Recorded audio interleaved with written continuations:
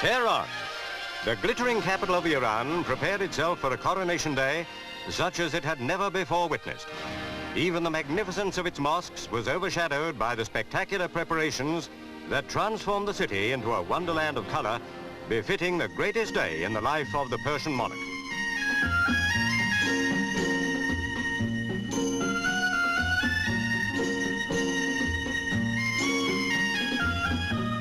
And so, as night fell on Coronation Eve, 4 million lights shone in Tehran's streets.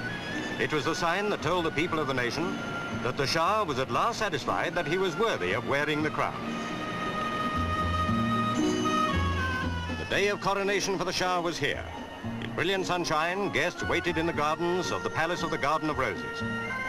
After 26 years of steering his country from what he described as a nation of beggars into a thriving and prosperous realm, the Shah was ascending the fabled peacock throne to crown himself King of Kings.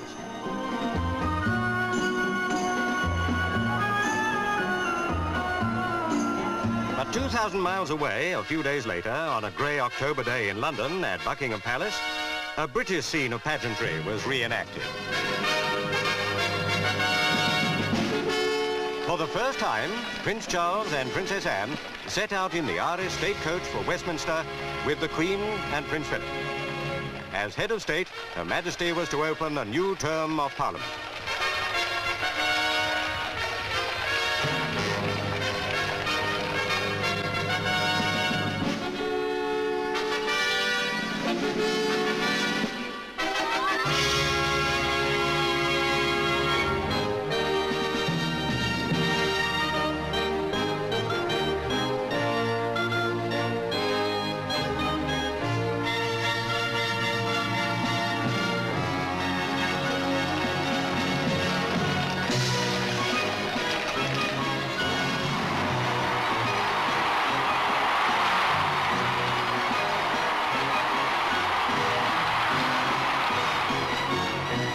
What a proud day it was for the Queen and her husband, and indeed for the nation, to realize that Prince Charles and his sister had reached an age when they could take part in such an important ceremony.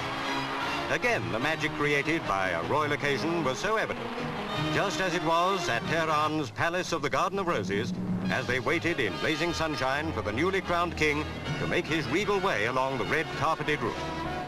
The 48-year-old Shah proudly wore the Pahlavi crown, heavy with its 3,380 diamonds.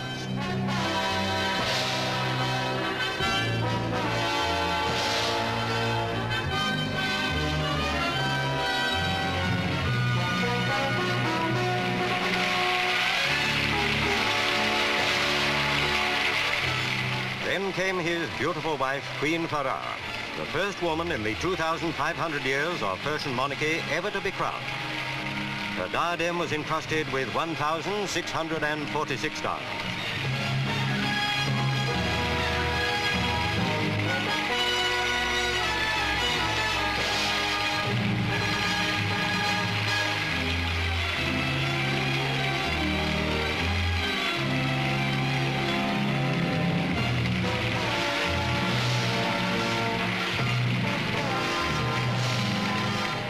Queen Farah was magnificent. Almost a fairy tale queen in a fairy tale setting. Her green cape, with its 26-foot train, was edged in white mink.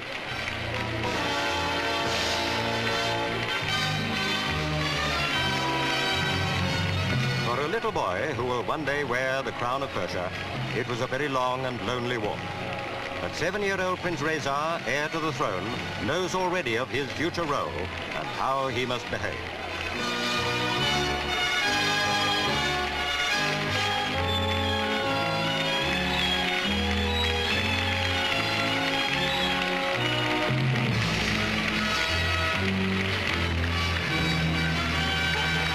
As his guests looked on, the Shah and his queen prepared to show themselves to their people.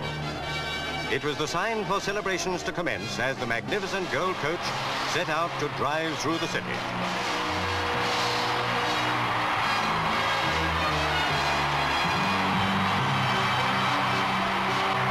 Young Prince Reza followed in his own coach.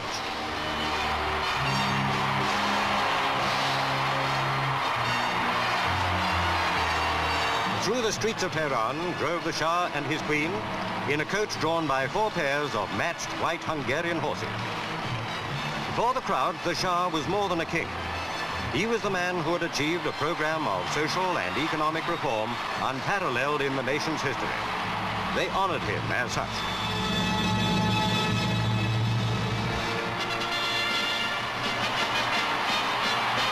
And from a scene of Eastern royal splendor and rejoicing, back to the royal scene in London, which for centuries has been the home of the Mother of Parliaments.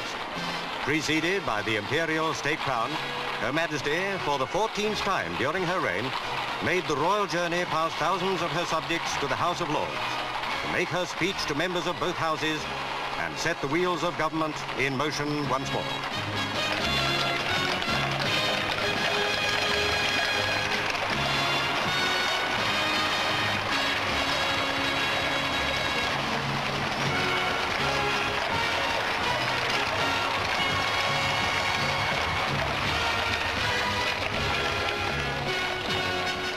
The magic that is royalty is a universal thing.